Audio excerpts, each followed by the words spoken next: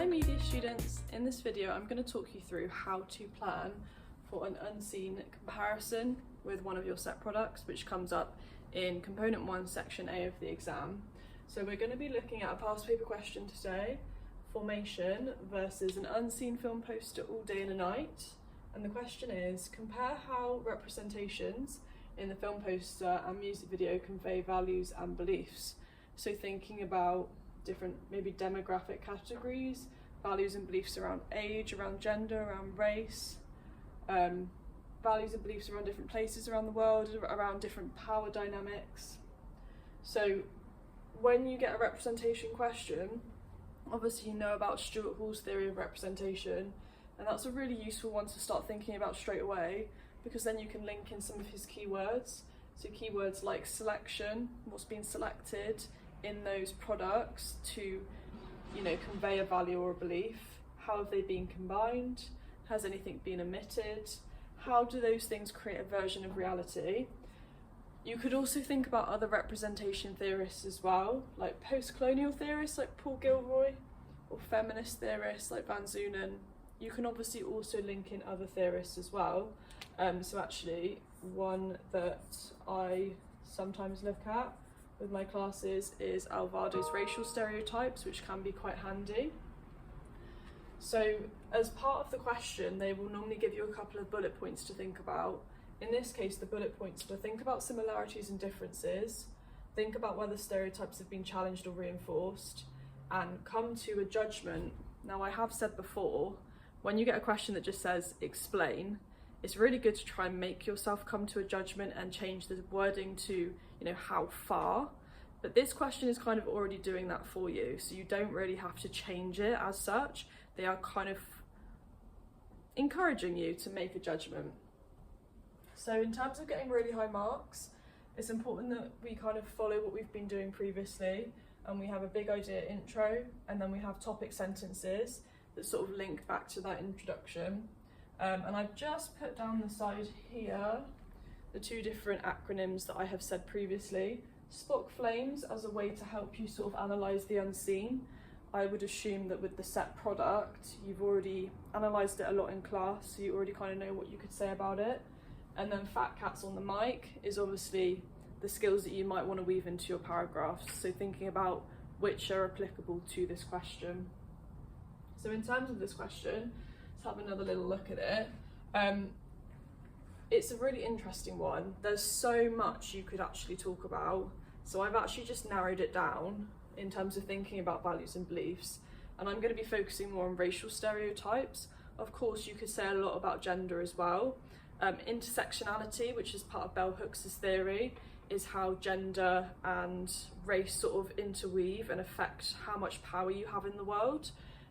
So that's something you could potentially link in as well. There's just so much you can talk about, so it's actually just trying to narrow down what you want to say. So I'm actually going to start today by talking you through my intro, but as always, I came to my intro through picking out my features first, grouping them together and figuring out, okay, what do I want to say? How does theory link in? And then I created my intro. I'm going to start with the intro first today. So I have put formation simultaneously challenges, subverts, and celebrates racial stereotypes. This video, when it came out, it was directed by Melina Matsoukas, was a hugely powerful statement. If you go onto YouTube and you Google Saturday Night Live Beyonce formation, they've come up with really funny skits where white people are reacting to the fact that, oh, Beyonce is black. Because before that, her music was very much about her sort of sex appeal, just her ability as an artist to sing so outstandingly. I've seen her live and can confirm that she is an amazing singer. So the focus was more on that and less on making political statements and talking about racial politics. So this is kind of her video where she does that in such a powerful way that there was a huge reaction. She obviously then performed it live at the Super Bowl, so yeah, there was a lot going on around it. So in terms of how far it reflects social and cultural context, it's kind of actually pushing and really challenging the context at the time and getting people to kind of reimagine racial stereotypes and reconsider how we approach them. So when you're making that judgment, it's a really good idea to put that in your introduction. It's thinking about how it links to context. And actually it had a big impact, and arguably a really positive one, because it's challenging people's thinking. However, if you think about All Day and a Night, it reinforces racial stereotypes, which Beyonce's doesn't really tend to do as much. I mean, they're being reinforced in the way that they're being mentioned, but then they're being celebrated straight away. There's not really a sense of a negative connotation around them. Whereas I would argue with this film poster, there are more negative connotations, but they are more subtly challenging those connotations. Now, why don't they just kind of challenge them openly? Well, perhaps that is part of the film's plot. And remember, it's a film poster, they're supposed to be teasing out the plot and not necessarily actually saying what's happening. So that's part of the context as well. In terms of cultural context, we understand that a film poster isn't supposed to give everything away. So in the first paragraph, again, linking back to my intro, I'm going to say that the video celebrates and subverts racial stereotypes. And I've got a few linked pieces of evidence I can use to back it up. So we've got the audio codes of mentions of hot sauce and Jackson 5 nostrils. Beyonce again sort of celebrating these well-known sort of racial stereotypes of African Americans.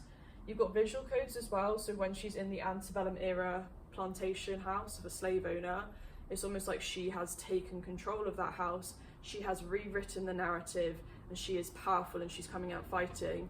And even all of the portraits on the wall in the corridor when she's sort of dancing in that scene, again, have been replaced by black women. So it's like she's reclaiming history, subverting the narrative. It's not sort of like, oh, look at us, helpless. She's kind of taking back the reins. So that's the first paragraph.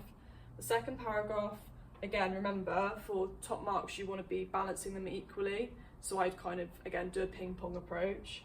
So the second paragraph is that All Day and a Night reinforces racial stereotypes.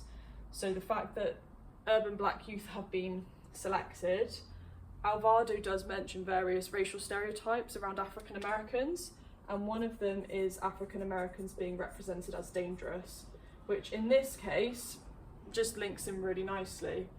The fact that the film poster has been selected to be shot at night, again thinking about the danger that's implied there. The various iconography with obviously the car, with the gun, and what those things represent in society, we associate them with sort of the criminal underbelly of the world. The clothing, the sort of casual hoodies, again what you might expect a gang member to wear, and even sort of the gestures. So the guy that's sitting on the car, he's got a really sort of powerful direct gaze at the audience, and that can feel quite threatening and confrontational. Then we shift back to formation, and our topic sentence is that stereotypes are being challenged.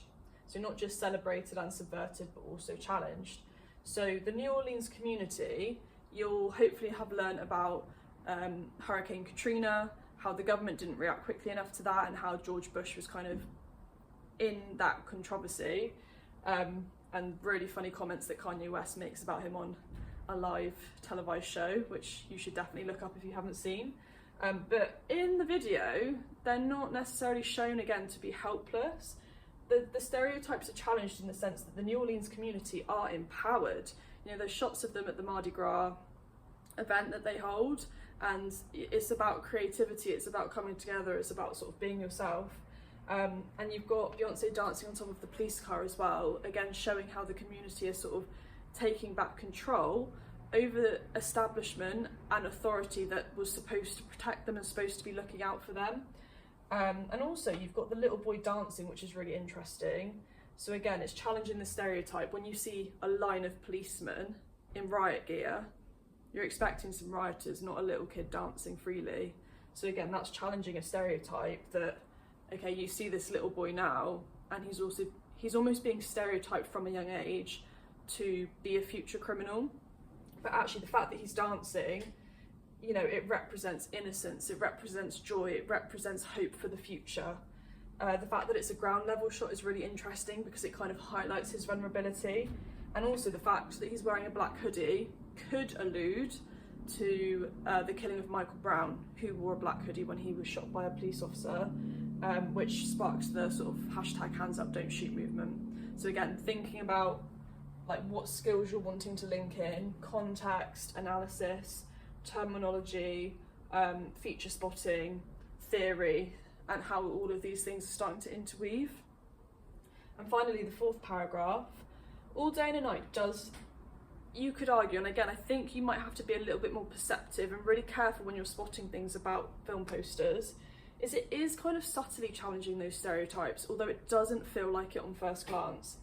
I mean, the tagline, Born Gangster Repeat, the fact they use the Lexus Born does sort of imply that from the get-go, you're sort of trapped in a system that you can't get out of.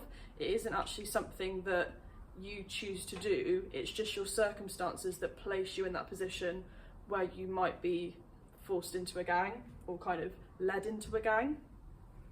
Also, the writer of this film, is also, got that the wrong way around.